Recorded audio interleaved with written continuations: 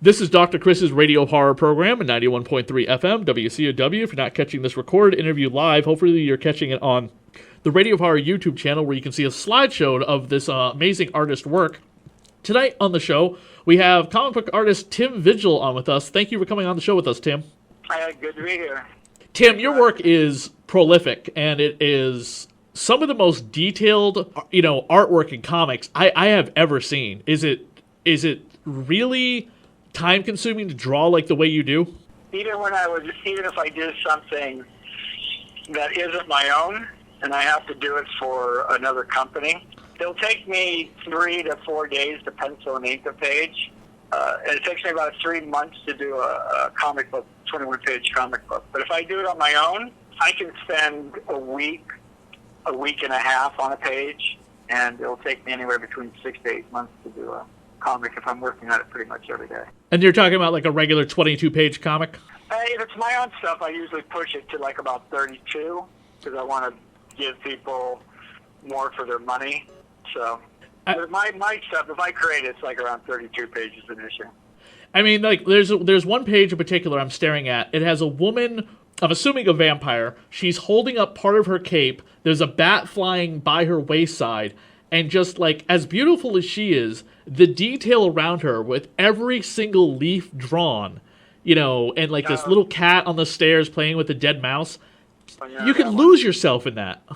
Well, there's times when I sit there and go, I want to challenge myself to see if I'm actually any good.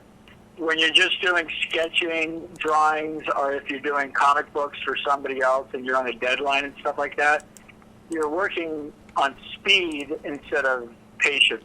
When I sit there and do something for myself like that picture, I sit there and go, just slow down and, challenge yourself, see what you got. Can you do something that competes with the great artists that, that have influenced me? I've heard comic book artists who draw in such incredible detail, like George Perez, that it can really cause, like, really problems in the muscles in the wrist or anything like that, drawing that type of detail. Have you ever had that type of problem? Problems in the wrist? Wrists in the hands, just hold... Tunnel? Oh, I got arthritis in my body, and sometimes it affects my wrists and stuff like that, but I don't think I got that from drawing. How many hours a day do you spend on a page? Do you just do it from the time you wake up to go to bed, or do you set aside like a certain amount of time each day to work on it and then go about your regular life? No, my life is pretty much just my drawing. I wake up. I'm a problem solver in the morning, so if I have problems on pacing or composition or something like that, usually in the morning I can figure things out a lot quicker. And then after that, it's just basically working on shit all day until I go to bed. I skip meals. I lose track of time, and I just sit here and draw. What was there a comic book in particular when you were young, very young, growing up, that made you want to become an artist? Not a comic book per se. I was influenced by my brother was a natural artist. He could draw out of his head real quick, real good, and I couldn't. I always admired that, but we would just sit around and draw together. I would have a bunch of comic books that I collected just by my side, and I was constantly copying stuff. So I picked up a lot of styles. I had artists that I liked, say like John Buscema or Neil Adams, Bernie Wrightson, Kirby, Ditko, Wally Wood, all these guys, and I was just had to find pages or poses that I could copy that would go, oh, that fits what I want to tell. So that's how I pretty much learned how to draw, was by copying other people. But a lot of my influence came through my brother's influence on me.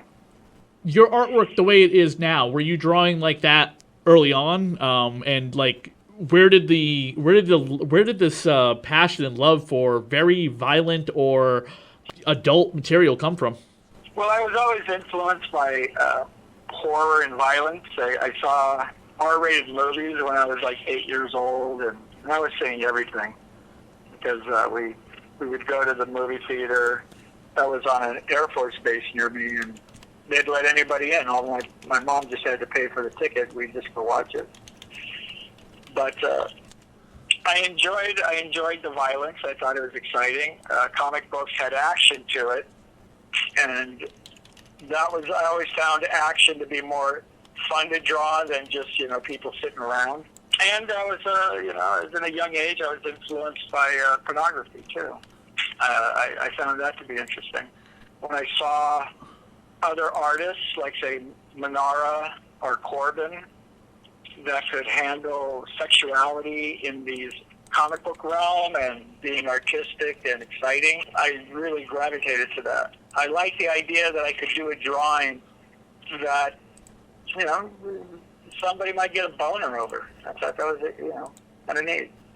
Or get upset by it, or get, like, oh, that's disgusting. Just an emotional quality to it. I found to be, where if you looked at, say, as much as you get an influence by Jack Kirby, which is exciting and fun and everything, you don't sit there and go, oh, wow, oh. Yeah, I don't think it hits you as emotional.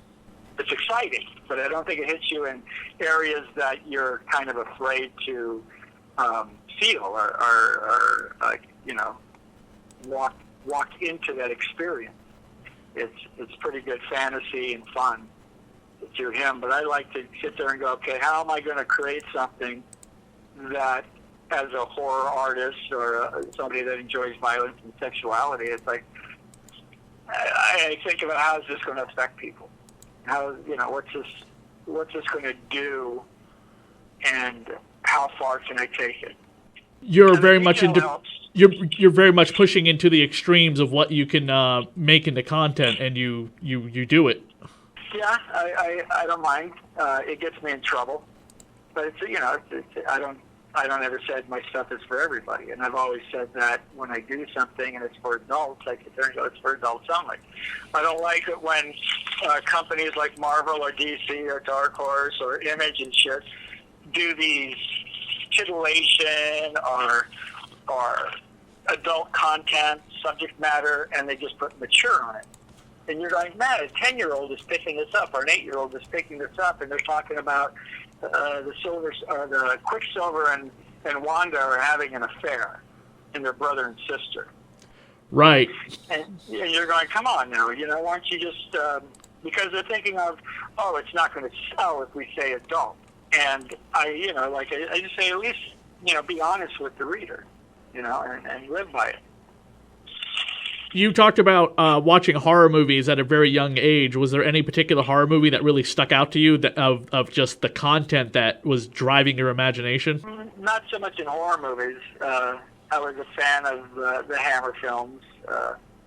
I liked Gothic horror. The slasher movies that came about were just like, oh, okay, how's this person going to die?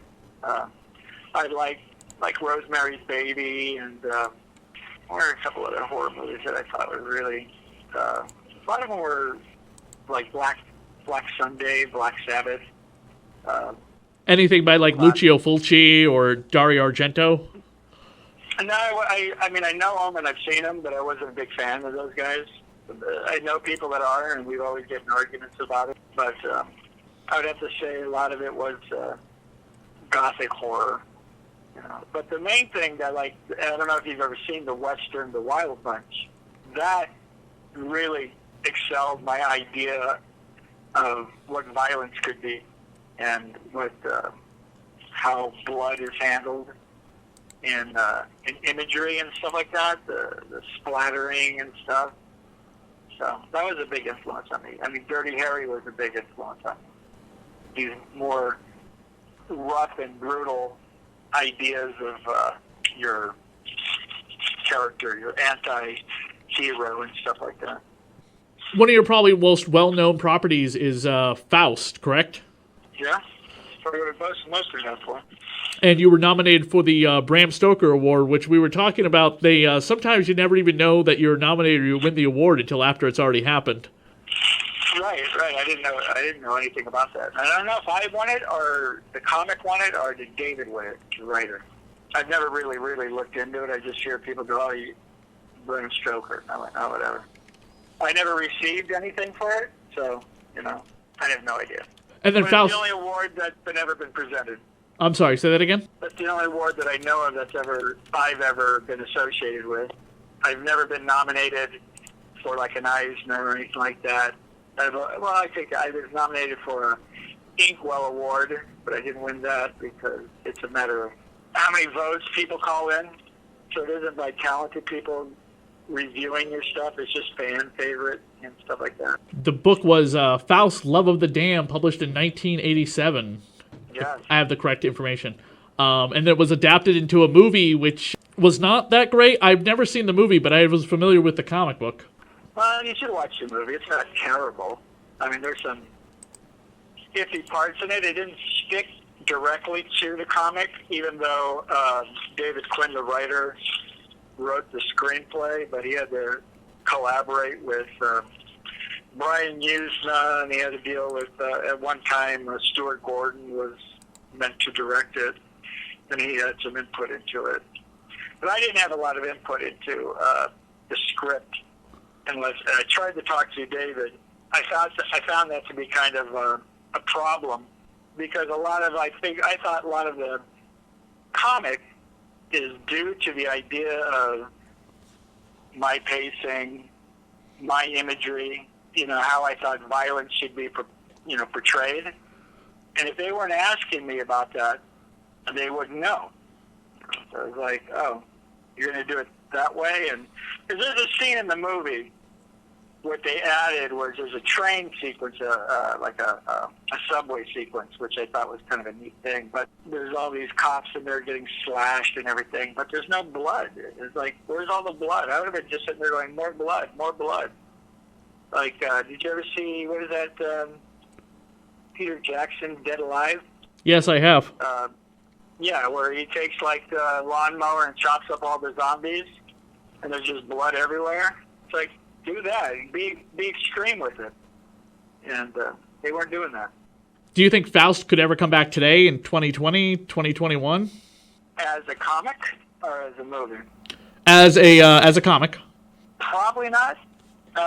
With the way culture is now, you might offend too much. And I think people need to have a better open mind about comic books sometimes, or artistic interpretations of things. As long as, I don't know, maybe I think everyone's entitled to their freedom of speech. And if there's a line getting crossed in terms of something just outwardly being, I don't know, maybe prejudice in some way is not okay, but at the same time, works of fiction should never be censored. I agree on that, but that doesn't mean it's not going to happen. I was developing a character with my nephew, and it had to do with like a pimp that is possessing a pimp cane, and this kid gets the cane and he becomes the pimp. But I go, well, I want it to be authentic, and I want the character to say, the N-word constantly, like say a Dave Chappelle, Right. But my nephew's going, I don't know about that. I go, why? And then I was trying to get an artist to work for my layouts. I go, well, this one guy I knew who's a colored artist I thought would be good for it because he drew kind of like Steve Ditko, and I wanted like this old style to it. But he's a nice guy and everything. I said, but there's going to be, the N-word's going to be said a lot. And he backed out of it. We're afraid of that stuff. And that's kind of funny considering you have a movie made by Quentin Tarantino and they drop the N-word like 100 times. Well, yeah, Quentin Tarantino can get away with it for some reason. He seems to be the white black man. That's acceptable. One particular project I had heard of, but I've never read and I'm not too familiar with by you is Web Witch. What is that about? Well, that was a character that when I was working with Avatar Press, they had the character already, and I just developed a story around that character because I thought it was cool because it was kind of like Species. Yes, that's exactly what I was thinking of. Yeah, I mean, it's basically that character, but with alien queens and stuff. And I just developed a story around it, and they just titled it Tim Vigil's Web Witch, and it seems like people think that I created that character, but I didn't. Did they do that just because you have a name and they wanted to like associate it with it? Yeah, I mean, because I developed the story, the publisher wanted to get people to go, oh yeah, that's it's something Tim's doing. And I did the design or the plot of the story. I did the layout, and I had a couple other people help me with the drawing, and somebody else to be. Let me tell you, I would love to see that as a movie. I mean, I'm sure the budget alone would be on like the special effects for her, green skin and the kind of tentacle like hair she has and everything. But I don't know. I definitely think I definitely think it could be done. Yeah, it's a decent character. The story that I developed isn't. If I think of it as a movie or something like that, it's not. It's not crazy. I wouldn't think it'd be crazy expensive because a lot of it has to do with put into a cave and stuff like that. There's some military equipment in it, but it's nothing really like where you have to build unless you not modernized it, but if you took it a little bit further and made like the area where the web witches are becomes more designed and set design and stuff like that. But like mine was like kind of in a cave. What are you currently working on these days? Well, I don't know if you're familiar with this vampire story I did called Gothic Knights. No, I'm not. Please tell me about it. Well, I did that. I did it a 2-issue series back in like '94, and it's a female vampire that has a lover of a werewolf, and basically their story. And Dr. Frankenstein's in it. The guy that wrote it, both of us were big Hammer fans, and so there's a lot of that. But this thing has some of the best artwork I ever did in it. At the time when I was like in the early '90s and stuff, I was able to do like 2 comics a year and make some pretty good money when the distribution and everything was a lot better. So once I became well known, I started sitting there going, well, I don't want to just pump things out, which in a certain sense was like maybe a fault of mine for money-wise, because if I would have done like a monthly, I could have been making like $100,000 a month. Wow. If I was at that time, it was doing real good.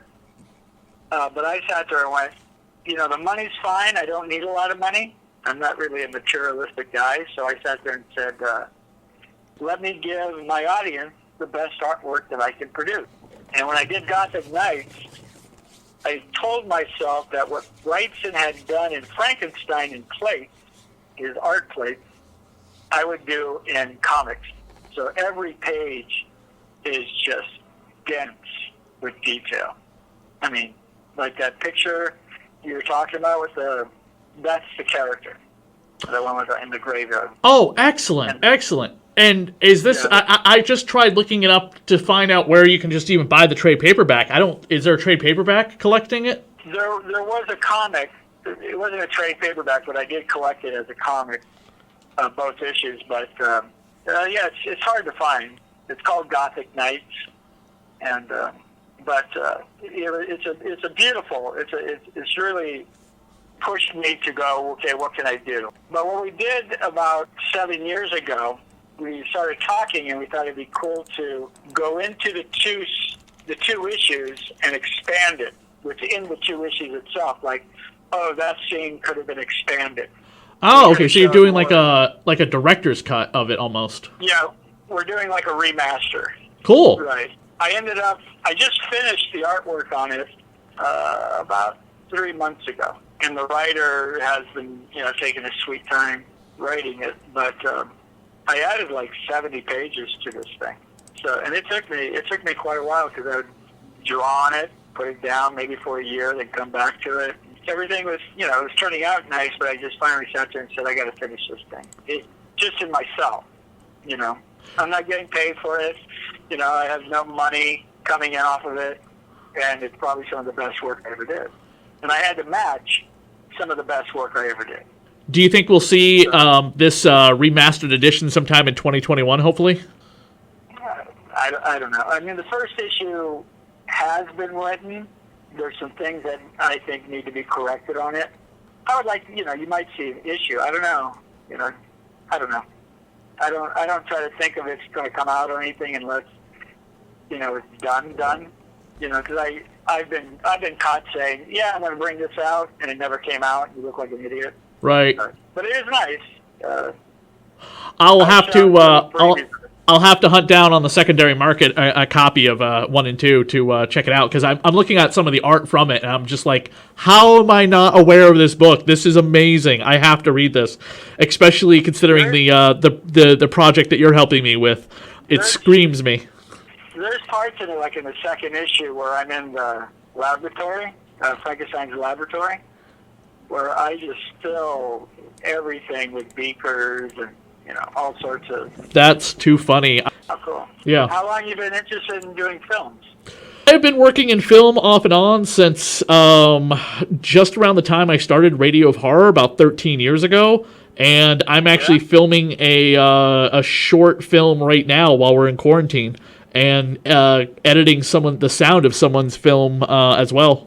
What's the movie in quarantine? I will tell you off recording. Okay. Tim, where can people go to find out? Where can people go to find more information about you? Do you want to plug your social media? You can find me on Instagram or Facebook, just under Tim Vigil. Cool. Thank you, Tim, for coming on the show with us. We really appreciate it. Oh, cool. Thanks. It was fun.